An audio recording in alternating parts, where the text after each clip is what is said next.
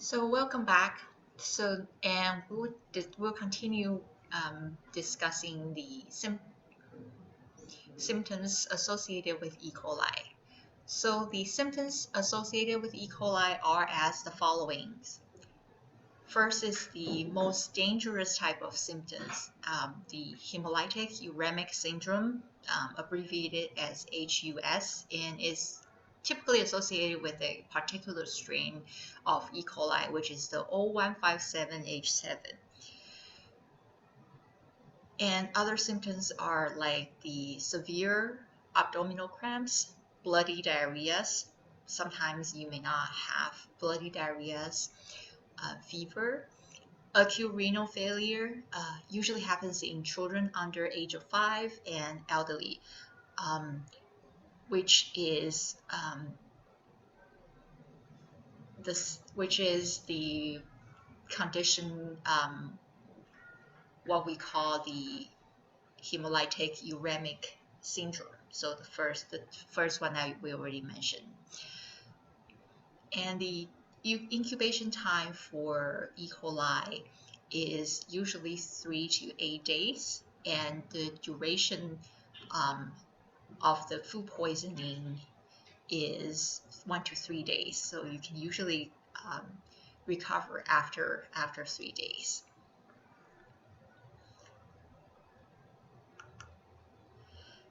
And how do we prevent E. coli?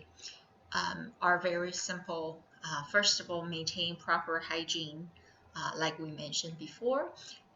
Make sure you wash your hands frequently and thoroughly. Cook meat until it reaches the correct internal temperature. Keep raw food and cooked food separated to avoid cross-contamination. Make sure the milk and the juice that you drink are under proper pasteurization, meaning they are being treated under certain high temperature for a certain given time to completely kill the E. coli. And of course, most importantly, avoid eating raw food, which is pretty much the rule of thumb. Always avoid eating raw food. It can prevent a lot of food poisoning illness. And the last bacteria that I'm going to introduce to you is called Dysteria Monocytogenes. So Listeria is a gram-positive bacterium. It also dislikes oxygen, so it grows in an environment without oxygen. It can grow under refrigerating temperature, so it can grow between 4 to 8 degrees Celsius. So this type of bacteria is very tricky, okay? Because even if you store your food properly, you can still have a chance to the food will still have a chance to be contaminated with Listeria. So you will say, well, then Dr. Lin, what are we supposed to do if we already store our food properly and there is nothing much we can do to kill or to prevent this bacteria? No, there is. You can still apply proper heat to destroy to destroy Listeria. So we'll go through that at later slides. And you should know that it's non-spore forming, so you don't have to worry about spores. And it has good adaptation to environmental conditions, meaning Listeria can survive under low temperature, high salty environment and low pH. So it is everywhere. Listeria is everywhere. It's very commonly found in food industries. And the at-risk population include the elderly. So if you got elderly at home, be careful. If you have newborn babies, Listeria likes them. Pregnant women, at-risk population, and fetus. So pregnant women and their fetus, and whoever that has a compromised immune system. So who will be those people? For example, people who are receiving cancer treatment like chemotherapy, radiation, or target therapy, these people are susceptible to Listeria due to their compromised immune system. So the symptoms associated with Listeria is called the listeriosis. They are like the flu-like symptoms, so headache, fever, nausea, vomiting, back pain. So sometimes you thought you're just a little bit under the weather, but in fact you actually eat something contaminated with Listeria and you got sick. Listeria can cause death.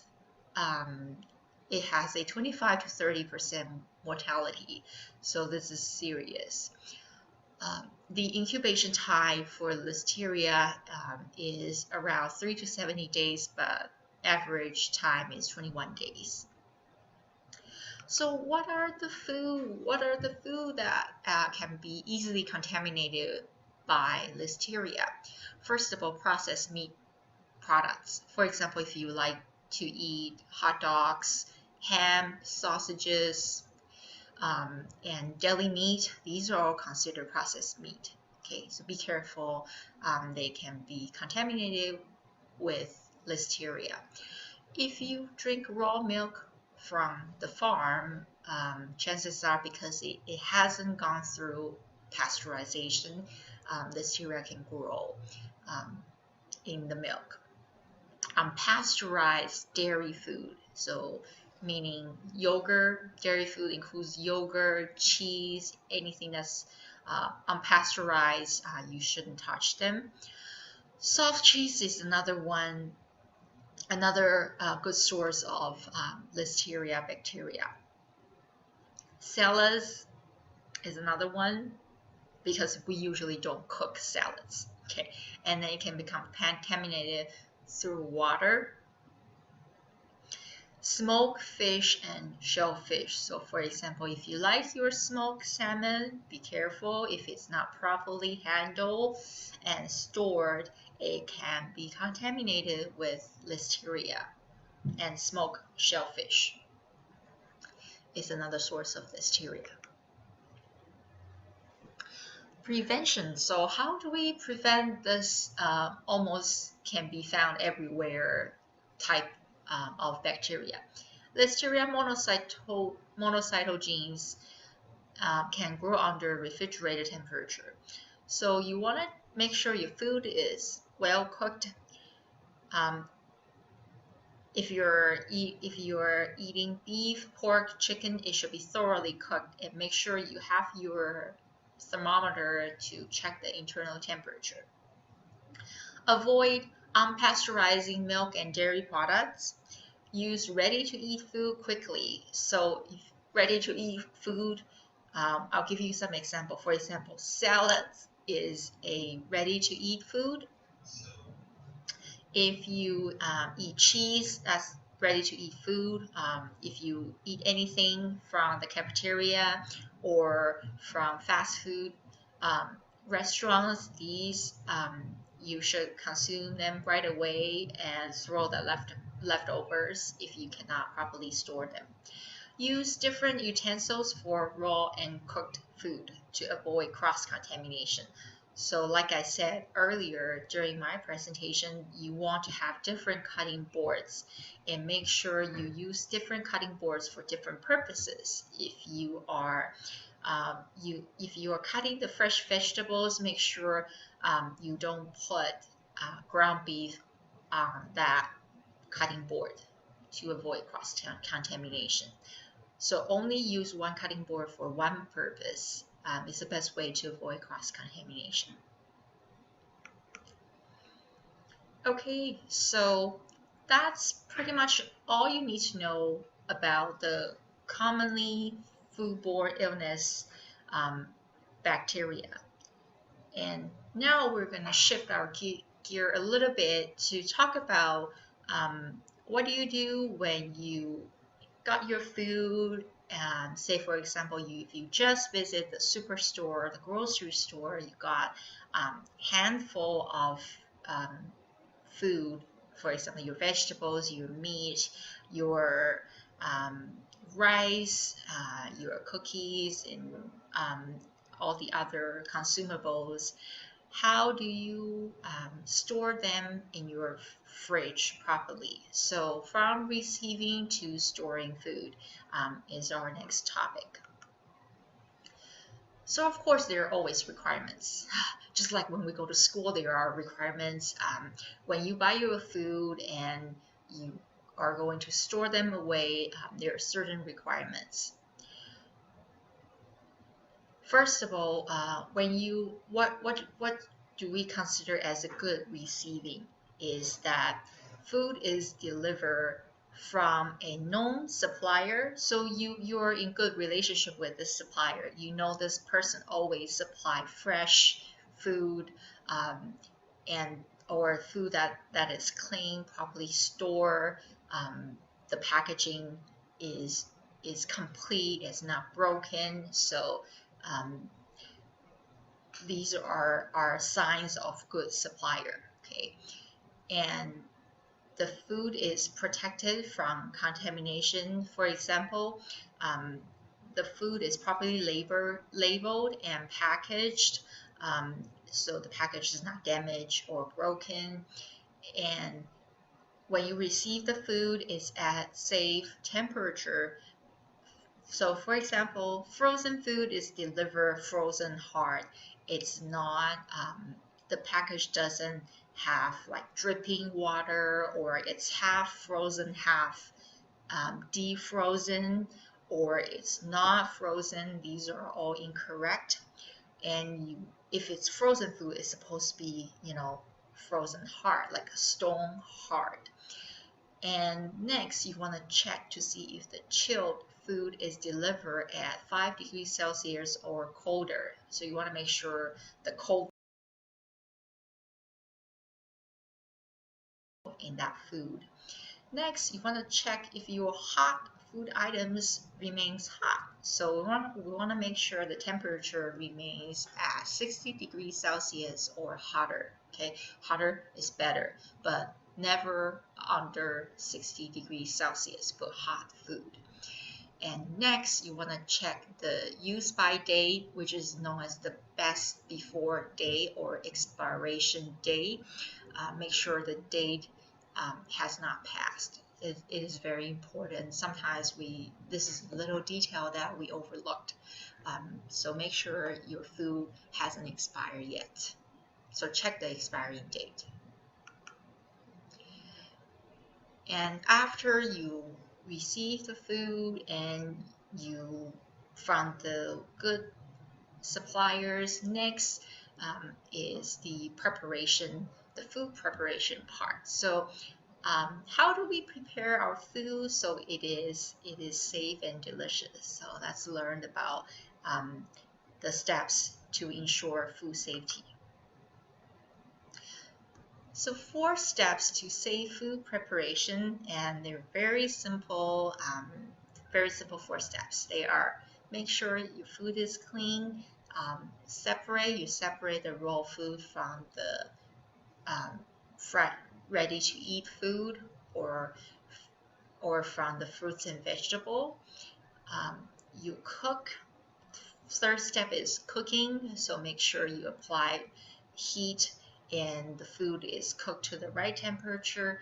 And number 4 is chill. So before you are going to store your food away, you need to properly cool them down and allow them to stay at the right temperature. So clean, separate, cook, and chill are the 4 steps to safe food preparation. And now we'll go through each step one by one. So first of all, clean. The first thing that you're going to do before you touch any food, before you begin your food preparation, is to wash your hands right away. So you want to apply soap, make sure you got running water, and you wash your hands thoroughly. Next, you wash all the surfaces and utensils after each use. And also before you use them, you should wash them as well, just in case the person before you didn't wash the surfaces or the utensils well. So for example, you wash your cutting boards, your dishes, your knives, your spatula, things that you will require during your food preparation. You also want to wash your fruits and vegetables. So you wash them under running water like the picture showed up there.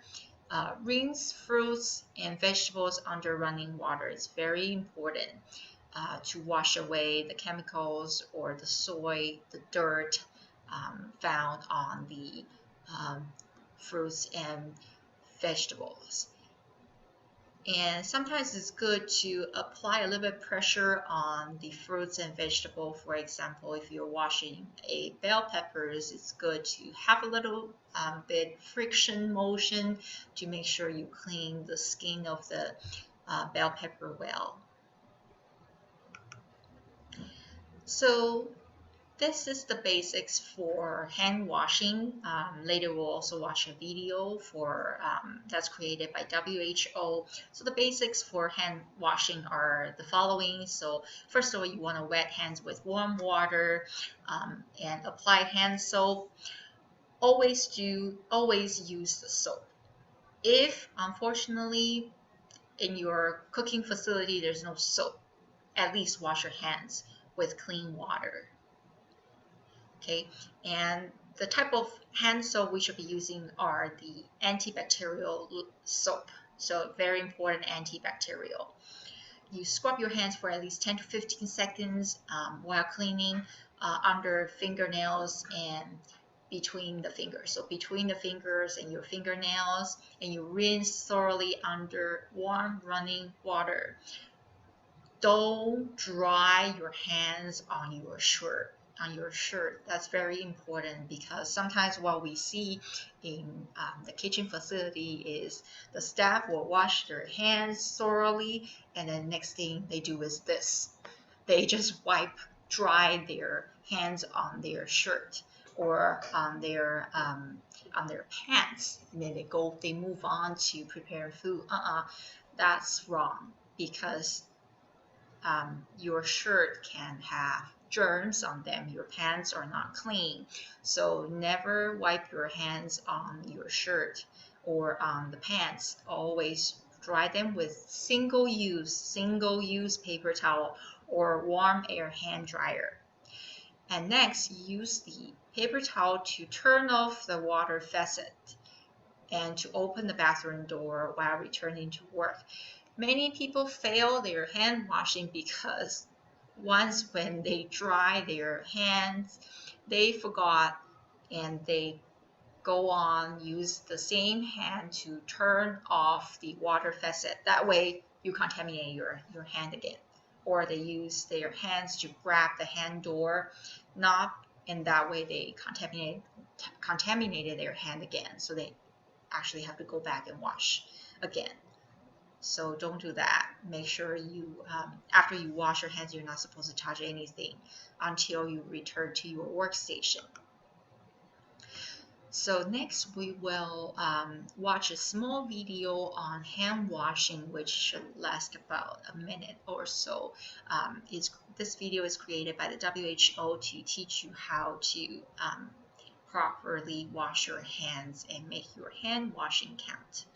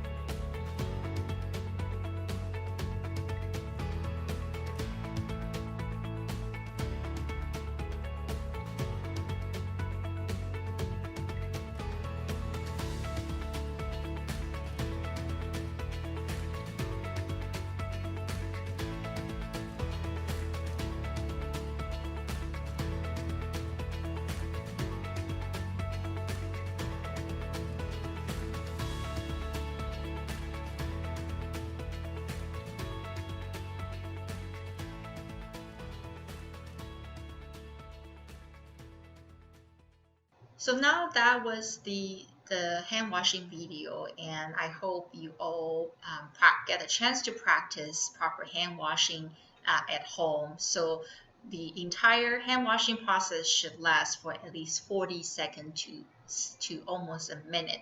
So sometimes people will say you just sing the happy birthday song twice, and that should be sufficient time to clean your hands.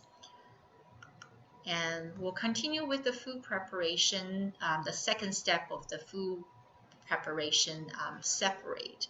So don't cross-contaminate. Don't cross-contaminate your food. Separate the raw from the ready to eat. Okay, separate cutting boards and plates and knives. Actually, I didn't put it there, but knives is another source of contamination. You want to keep the eggs in their original carton. They're usually the paper carton. And you store the eggs in the lower shelves instead. If you go to grocery, in your shopping cart, you should separate your raw meat. For example, today, if you buy a bag of ground beef, okay, I know it's put inside a plastic bag, but still, you should separate it from the other food. For example, your vegetable, your fruits, your cookies, or your condiments. So basically, you want to separate raw meat, poultry, seafood, and eggs from other food. Basically, no touching. So usually what I would do is I'll get a big shopping cart, I'll get a basket. Okay, I'll get both. I'll have a shopping cart, I'll have the shopping basket. I put everything raw in the shopping basket and everything else in the shopping cart. So that way I make sure they don't touch each other to avoid cross-contamination. Okay, so now we will take a short break before we move to the third thing about food preparation. So let's take a short break.